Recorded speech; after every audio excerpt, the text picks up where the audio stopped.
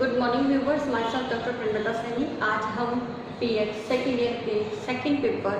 Assessment for learning के अंतर्गत आकलन की आवश्यकता और महत्व के बारे में स्टडी करते हैं, क्योंकि शिक्षा एक उद्देश्यपूर्ण प्रक्रिया है और सर्वप्रथम उद्देश्यों के आधार पर ही उसका आकलन और मूल्यांकन किया जाता है। अब शिक्षा की इस प्रक्रिया के अंतर्गत शिक्षक अपने शिक्षण अधिगम प्रक्रिया के दौरान अपने शिक्षण को लेकर के जो उद्देश्य निर्धारित करता है उसकी कितनी प्राप्ति हुई है, किस प्रकार से हुई है, साथ ही इसकी पूरी प्लानिंग, उसकी पूरी स्ट्रेटेजी और उसका एग्जीक्यूशन और एट लास्ट उसका जो मूल्यांकन की प्रोसेस है और उसके अंदर शिक्षण अधिगम की प्रक्रिया में जो सहायक सामग्री प्रयोग में लाई गई है या जो विधि हमने प्रयोग में लाई गई है उसका हम आकलन करके ही उसकी प्रभावशीलता का आकलन कर सकते हैं। और इस आकलन की प्रक्रिया में हम उसकी क्यों नीड है, इस टीचिंग लर्निंग प्रोसेस या हम कह सकते हैं शिक्षा के क्षेत्र में आकलन की क्या आवश्यकता और महत्व है, उसको हम कुछ बिंदुओं के आधार पर देखते हैं। अब सबसे पहला बिंदु है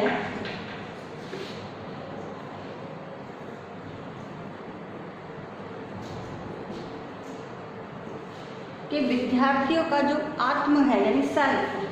विद्यार्थियों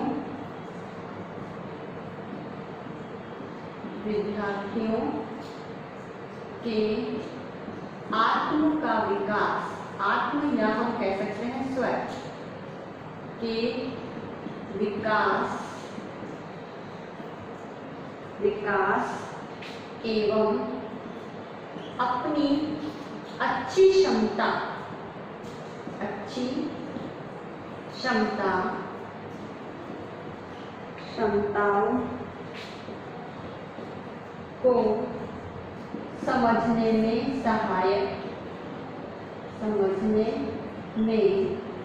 सहायक। तो ये जो आकलन है और इस आकलन के अंतर्गत कोई भी विद्यार्थी है वह अपनी योग्यताएं, अपनी क्षमताएं जो उसके आत्म के अंतर्गत आती है और इस आत्म के विकास करने में वो अपनी क्षमताएं, योग्यताएं, विशेषताएं, गुण आदि को पहचान सके, इसकी आदि की जानकारी पता लगा सके कि मेरे अंदर क्या गुण है, क्या विशेषताएं हैं और उसी के आधार पर मैं अपनी अच्छी क्षमताओं का प्रयोग करके किस प्रकार से अच्छे प्राप्तांक, अच्छे परिणाम प्राप्त कर सकता हूँ अपने जीवन में। इसके लिए ही आकलन की आवश्यकता भी है और इसको हम महत्व के रूप में भी स्टडी कर सकते हैं। और इसी के आधार पर ही जब बालक का आत्म विकसित हो जाता है तो शिक्षक उस आत्म के विकास में शिक्षक का भी योगदान है, क्योंकि शिक्षक बच्चे के गुण और क्षमताओं के बारे में पहले से ही उसकी योग्यताएं, क्षमताओं को जानता है और उसका किस प्रकार से विकास किया जा सकता है और इस विकास के आधार पर आगे चलकर उसे क्या मार्गदर्शन देना है, क्या उसकी एक्टिविटीज़ में सुधार करना है, ये सब शिक्षक जानता है और उसी आधार पर वो उसे फीडबैक भी प्रदान करता है ताकि उसके सेल्फ का विकास हो सके और बालक अपनी अच्छी क्षमताओं का प्रदर्शन कर सके। नेक्स्ट पॉइंट आता है कि विद्यार्थियों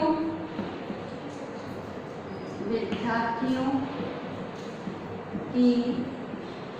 संपूर्णता को समझने में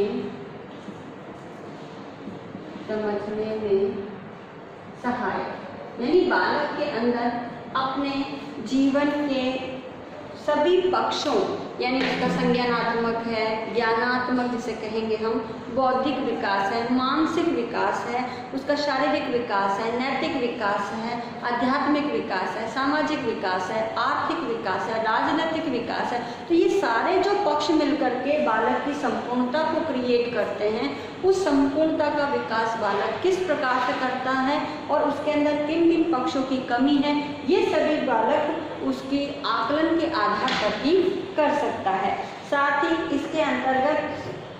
विद्यार्थियों को शिक्षक के मार्ग द्वारा भी क्या होता है, एक प्रकार से मार्गदर्शन देकर के बालक के सर्वांगीण विकास का मार्ग भी शिक्षक प्रशस्त कर सकता है। इसलिए आकलन का महत्व भी है और उसकी आवश्यकता भी है। नेक्स्ट पॉइंट आता है इसमें अभिप्रेरणा प्रदान करने हेतु, अभिप्रेरणा प्रदान करने में सहायक। तो आकलन क्या है? बालक के वर्तमान उपलब्धि और अचीवमेंट के आधार पर ही शिक्षक उसे समय समय पर अभिप्रेरणा प्रदान करता है, उसे मोटिवेशन देता है, ताकि विद्यार्थी अपनी आगामी इन जो भी गतिविधि है, जो उसके शैक्षिक क्षेत्र से, उसके शिक्षण अधिगम प्रक्रिया से या उसके अन्य पाठ्य सहगामी क्रियाओं से संबंधित जो भी एक्टिविटीज़ होगी, उन एक्टिविटीज़ के लिए, जैसे आज बालक ने सेकंड रैंक प्राप्त किया और आगे चल करके शिक्षक द्वारा उसे मोटिवेशन दिया जाएगा, उसे मार्गदर्शन दिया जाएगा, उसे इस प्रकार की गाइडलाइन जारी की जाएगी कि बालक जो नेक्स्ट कंपटीशन हो उसमें वो फर्स्ट पोजीशन प्राप्त करे। तो इसके लिए शिक्षक उसे अभिप्रेरणा प्रदान करेगा। तो हमारा जो आकलन है वो बालक को अभिप्रेरणा प्रदान करने में भी सहायक है। नेक्स्ट पॉइंट इसके अंतर्गत आता है अधिगम उद्देश्यों की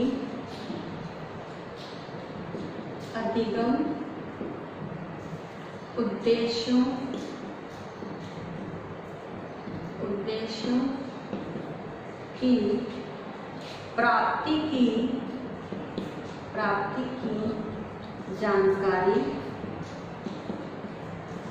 जानकारी एवं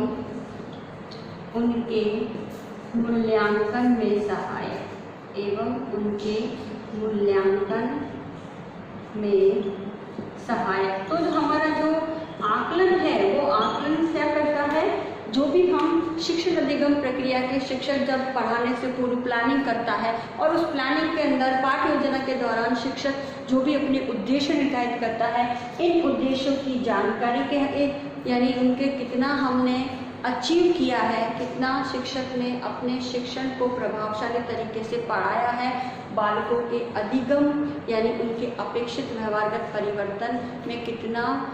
उन्होंने गेन किया है, उसी की प्राप्ति की जानकारी हमें आकलन के द्वारा ही मिलती है। साथ ही उसके मूल्यांकन में भी, यानी जो बालक ने अधिगम किया है वो अधिगम कितना सक्सेस हुआ, उसके प्राप्तांकों के आधार पर हम बालक को आगामी उसकी अधिगम की प्रक्रिया में और उसे मोटिवेशन प्रदान कर सकते हैं और उसमें क्या सुधार करना है, क्या मार्गदर्शन देना है, ये भी हमें आकलन ही बताता है।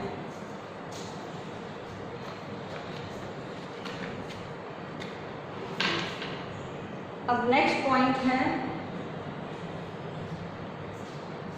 अधिगम हेतु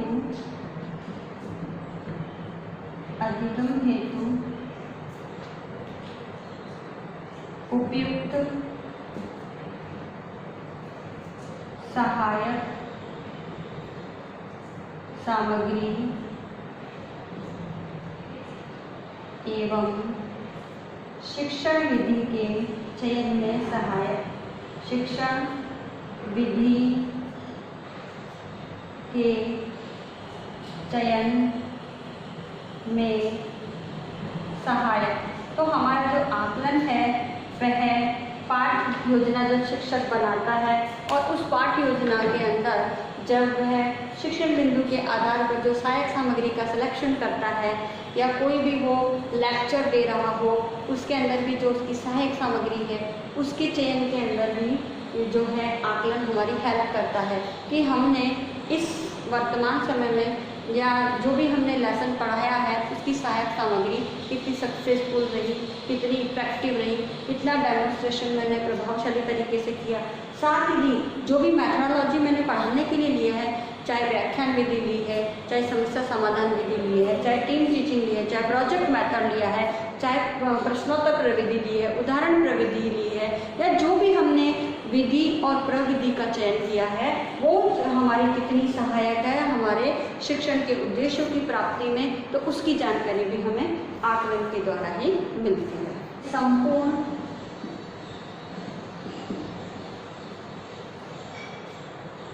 शिक्षण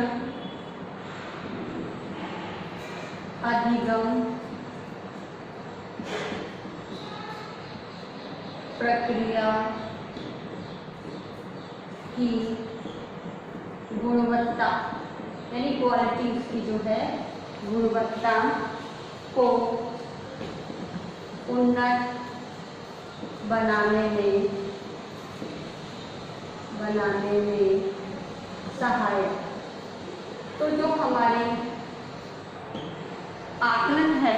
वो आकलन क्या करता है, हमारी संपूर्ण जो भी टीचिंग लर्निंग प्रोसेस है, क्लास में जाने से पूर्व से लेकर के हमारे बच्चों को गृह कार्य देने तक की जो भी पाठ्य योजना की यानी शिक्षण अधिगम प्रक्रिया की जो प्रोसेस है, जिसमें हमारी लेसन प्लानिंग भी आती है, उसमें सहायक सामग्री भी सिलेक्शन आता है, टीचिंग एड जिसे कहेंगे, और शिक्षण विधि भी आती है, साथ ही इंट्रोडक्शन है, फिर हमारे जो भी शिक्षण बिंदु हैं, और आखिरी में मूल्यांकन तक की जो भी हमारी संपूर्ण शिक्षण अधिगम प्रक्रिया है वो कितनी क्वालिटी वाली है, बच्चों के व्यवहार में कितना अपेक्षित व्यवहारगत परिवर्तन ला रही है, ये सभी का आकलन के माध्यम से ही हम क्या है उसकी प्रभावशीलता को जान सकते हैं कि हमारी टीचिंग लर्निंग प्रक्रिया है कितनी क्वालिटी वाली है और उसको हम कितना और अधिक इम्प्रूव कर सकते हैं। तो उसके इम्प्रूवमेंट यानी उसकी क्वालिटी को और अधिक इम्प्रूव करने में ये असेसमेंट जो है हमारी हेल्प करता है। एंड नेक्स्ट पॉइंट है हमारा, इसके अनुसार छात्रों की रुचि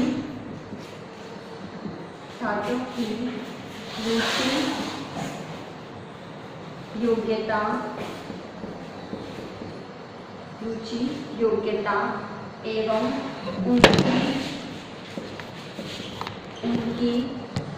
छुपी प्रतिभा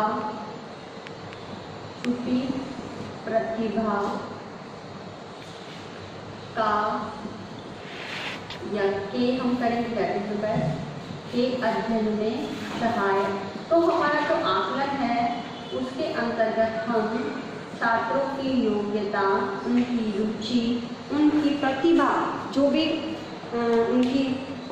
आंतरिक प्रतिभाएं हैं उसको जानने में आकलन सहायक है। वैसे भी विवेकानंद जी ने कहा है कि शिक्षा क्या है, बालक की अंतर्निहित जो भी योग्यताएं हैं उसको बाहरमुखी करने यानी उसको प्रदर्शित करने या उसको बाहर से अंदर से बाहर की ओर निकालने में सहायक है। तो शिक्षा वही है जो बालक के अंदर अंतर्निहित छुपी हुई प्रतिभाओं का क्या करे, विकास करे। तो इसके लिए आकलन इम्पॉर्टेंट है कि बालक किस विषय में रुचि ले रहा है वो आकलन के बारे में ही पता चलेगा, आकलन करके ही हमें पता चलेगा। और बालक में कितनी योग्यताएं नहीं हैं, कौन कौन सी छुपी हुई प्रतिभाएं हैं जिनको हमें और अभी उजागर करना है, तो ये सभी जो है हमें आकलन के द्वारा ही पता चलती है। अब नेक्स्ट पॉइंट है जिसके अंतर्गत हम 8 पॉइंट है कि नैदानिक शिक्षण की योजना बनाने में सहायक। नैदानिक को इंग्लिश में रेमेडियल भी कहते हैं। तो नैदानिक शिक्षण की योजना बनाने में सहायक। तो जो हमारा असेसमेंट है बालक के अंदर किस कंटेंट को लेकर के क्या कमी है, क्या कठिनाई है, क्या कमजोरी है, ये जानने के लिए हम जो है टेस्ट कंडक्ट करते हैं। तो टेस्ट के आधार पर ही हम बालक की जो भी कठिनाई है, कमजोरियां हैं, समस्याएं हैं, हम उसे जानने का प्रयास करते हैं और उसी के आधार पर जो उसके शिक्षण की योजना है जिसे हम उपचारात्मक शिक्षण भी कहते हैं, यानी डायग्नोस्टिक के बाद हम टेस्टिंग के बाद उसकी रेमेडियल टीचिंग करते हैं जिसे उपचारात्मक कहते हैं। इस उपचारात्मक शिक्षण की क्या करते हैं, हम प्लानिंग बनाते हैं ताकि बालक की कठिनाइयों के आधार पर उसको जो भी कंटेंट समझ में नहीं आ रहा है उस कंटेंट को हम क्या करें, आसानी तरीके से प्लानिंग के दौरान या अन्य विधियों का प्रयोग करते हुए या अन्य सहायक सामग्री का प्रयोग करते हुए वो टीचिंग करा सके। तो इस प्रकार नैदानिक शिक्षण की योजना बनाने में भी जो ये हमारा असेसमेंट है वो सहायक है। अब एट द लास्ट पॉइंट है कि विद्यार्थियों को मार्गदर्शन एवं परामर्श प्रदान करने में सहायक। विद्यार्थियों को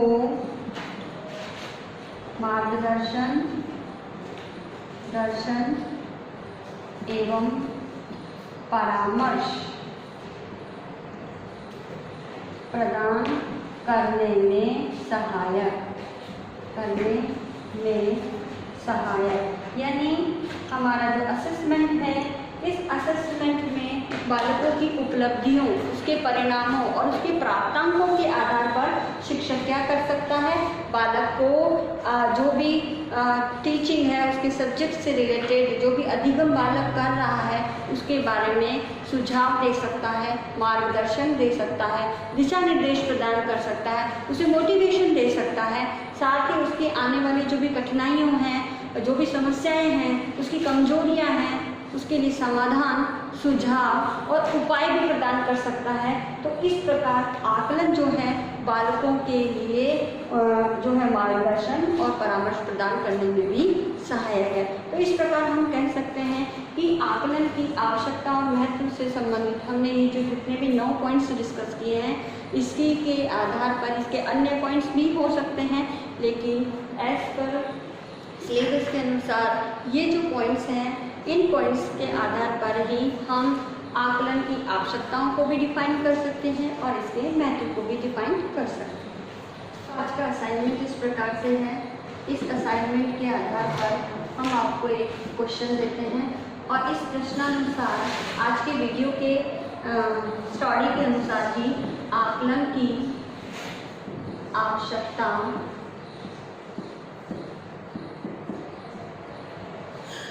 और महत्व का वर्णन कीजिए। तो आपको जो भी हमने पॉइंट्स बताए हैं, इस पॉइंट्स के एक्सप्लेनेशंस के आधार पर आपको इसको डिस्क्राइब करना है, वर्णन करना है। साथ ही इस कोविड-19 महामारी के दौर में आप अपने घर में रहिए, सुरक्षित रहिए, जहाँ तक हो सके घर से बाहर नहीं निकलिए, आवश्यक हो तो ही घर से बाहर निकलना है, हाथों को सैनिटाइज या बार बार साबुन से धोना है, फेस पे मास्क लगा के रखना, सोशल डिस्टेंसिंग का पालन करना है, वैक्सीनेशन के लिए लोगों को प्रोत्साहित करना है और स्वयं भी वैक्सीन लगवानी है। आई होप ये वीडियो आपके लिए यूजफुल होगा। So thank you.